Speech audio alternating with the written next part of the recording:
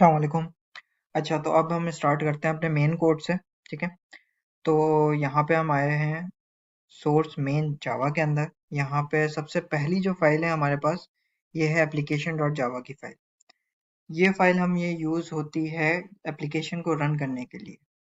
ठीक है, तो जब भी हम यहाँ पर आके इसको यहाँ से रन करेंगे तो एप्लीकेशन रन हो जाएगी और हमारा एपीआई और यूआई जो है वो इजी टू एक्सेस हो जाएगा कि हम उसको एक्सेस कर सकते हैं।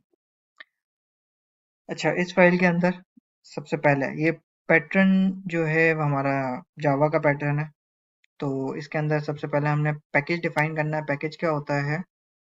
जो हमारा ये रूट पाथ जो होगा ना, ये वाला पाथ जहाँ पे हमारी फाइल रखी हुई है, हमने उस पाथ को यहाँ पे पैकेज के अंदर डिफाइन करना है।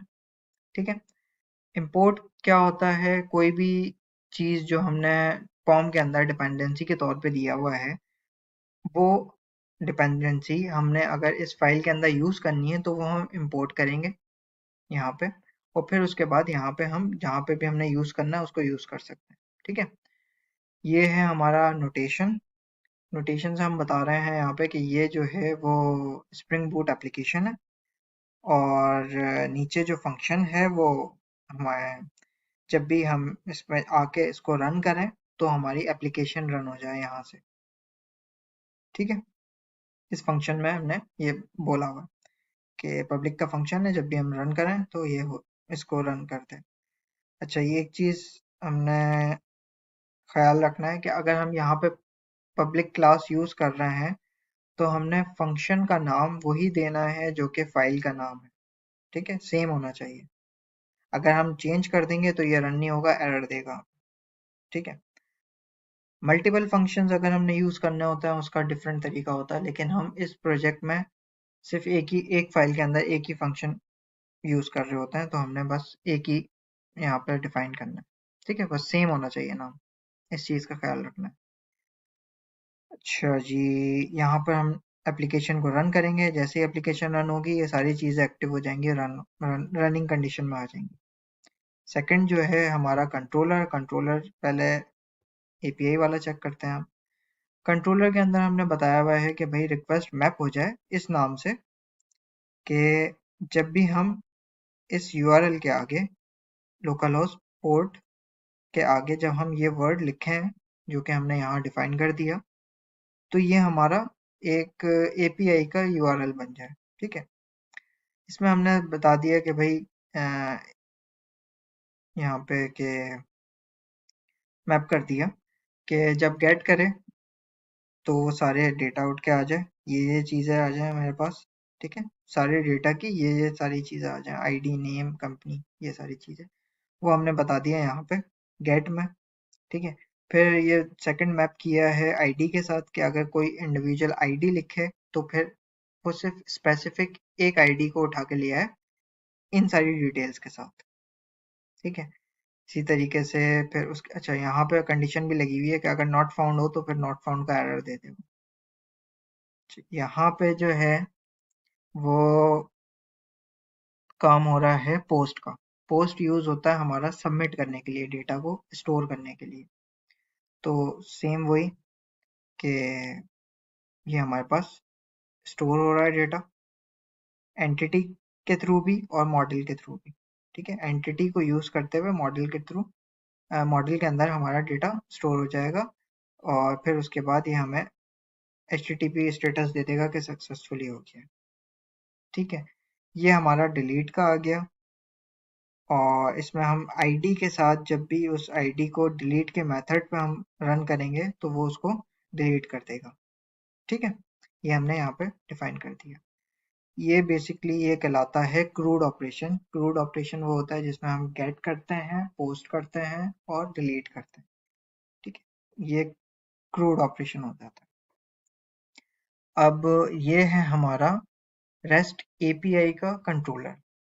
सेम इसी तरीके से ये है हमारा यूआई का कंट्रोलर जिसके अंदर सिर्फ डेटा सबमिट हो रहा है।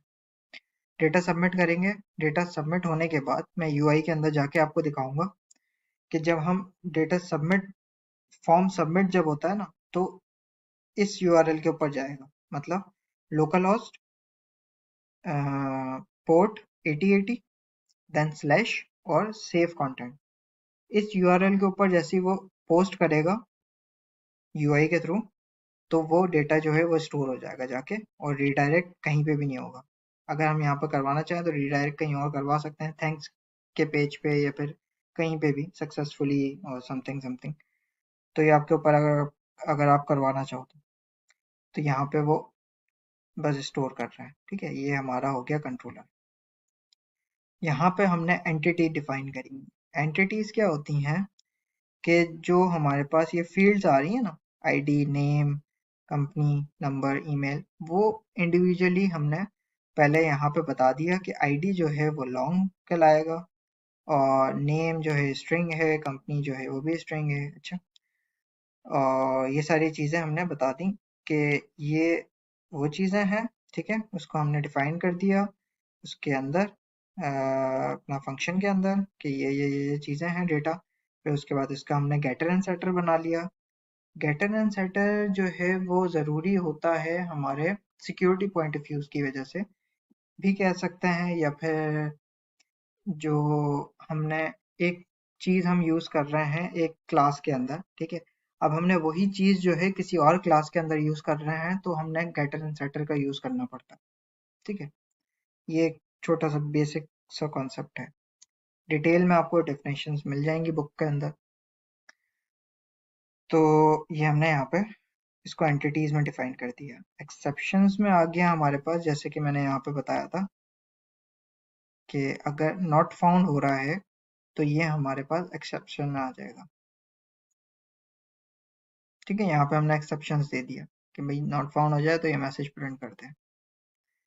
ये हमारा एक्सेप्शन आ गया। मॉडल के अंदर मैंने आपको बताया है पहले कि मॉडल में क्या क्या होता है, तो वही चीज़ बस हमने यहाँ पे उसको डिफाइन करनी है कि जब भाई डेटा कॉल करे कोई तो आईडी के थ्रू करे, तो फिर ये चीज़ें हमारे पास वो उठा, मतलब अगर गेट कर रहा है तो गेट से ला के दे दे।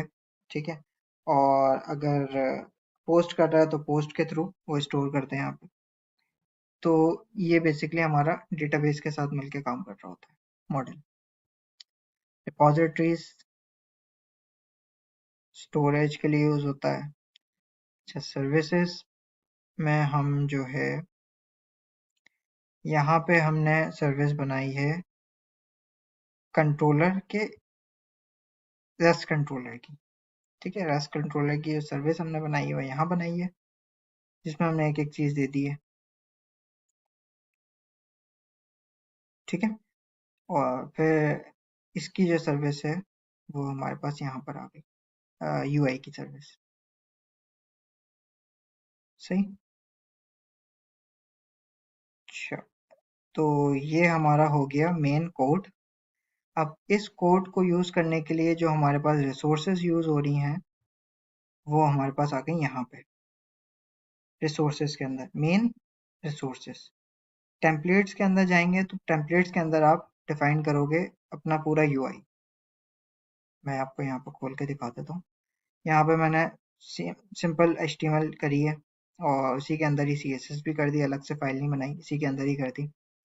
तो टाइटल दे दिया, यहाँ पे सीएसएस का सारी स्टाइलिंग लिख दी, और ये सिंपल से एक फॉर्म बना दिया जिसमें मैंने आपको बताया था अभी पहले कि जब मैंने ये सबमिट करना है तो फिर उसके बाद ये एक्शन ले, पोस्ट के मेथड से एक्शन में चले जाए यहाँ पे।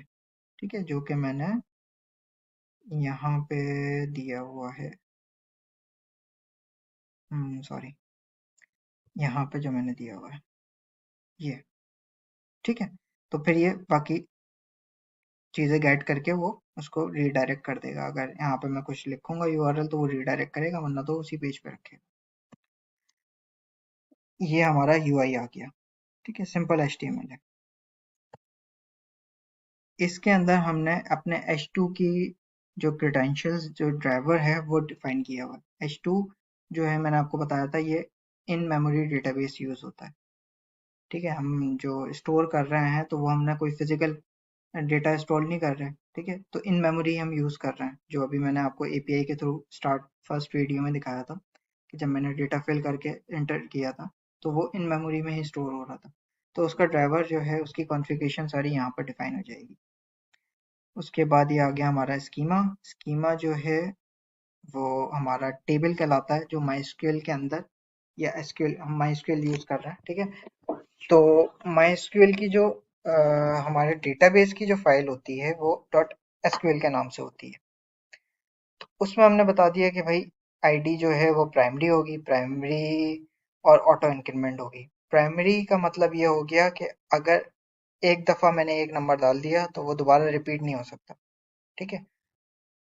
एवरी टाइम नंबर डिफरेंट होगा, सही है, ऑटोमेटिकली डिफरेंट होगा। और ये ऑटो इंक्रीमेंट का मतलब है एवरी टाइम इंक्रीमेंट होता रहेगा वन का, ठीक है। अगर वन है तो टू हो जाएगा, टू हो तो थ्री हो जाएगा, हर एंट्री के ऊपर वो इंक्रीमेंट होता रहेगा। तो ये हमने डिफाइन कर दिया आईडी के लिए। नेम के लिए जो है वो हमने कर दिया वार्चार। वार्चार जो यूज होता है वो होता है जो हम इंटीजर, टेक्स्ट, सिंबल्स कुछ भी यूज कर सकें, तो हमने वार्चार लगा दिया कि भाई इसमें हम नंबर भी डाल सकते हैं, इसमें हम अल्फाबेट्स भी डाल सकते हैं, इसमें हम सिंबल्स भी डाल सकते हैं। वार्चार यूज कर लिया। उसकी लेंथ जो डिफाइन करी है वो यहाँ पर करती है 255, जो कि डिफॉल्ट लेंथ होती है। और नॉट नल मतलब अगर हम इसको सबमिट करते हैं तो ये नल नहीं होना चाहिए, ये कंपलसरी एक तरीके से, ठीक है। तो अगर इसको हम फिल नहीं करते तो एरर शो करेगा। यहाँ पे हमने नहीं दिया हुआ नॉट नल, इसका मतलब है अगर इसको फिल ना भी करें तब भी फॉर्म सबमिट हो जाएगा किसी प्रॉब्लम के बगैर। सेम यहाँ पे भी वही चीज़ है, वार्चर दिया हुआ है नंबर का 20, ठीक है। और इसका हमने लेंथ दे दी है सेम डिफॉल्ट, ठीक हो गया। तो हमारा जो है मेन कोड जो है कंप्लीट हो चुका है। होपफुली आप लोगों को समझ में भी आ गया हो सब। तो बाकी टेस्ट केसेस को हम देखते हैं नेक्स्ट वीडियो में इंशाल्लाह। अल्लाह हाफिज़।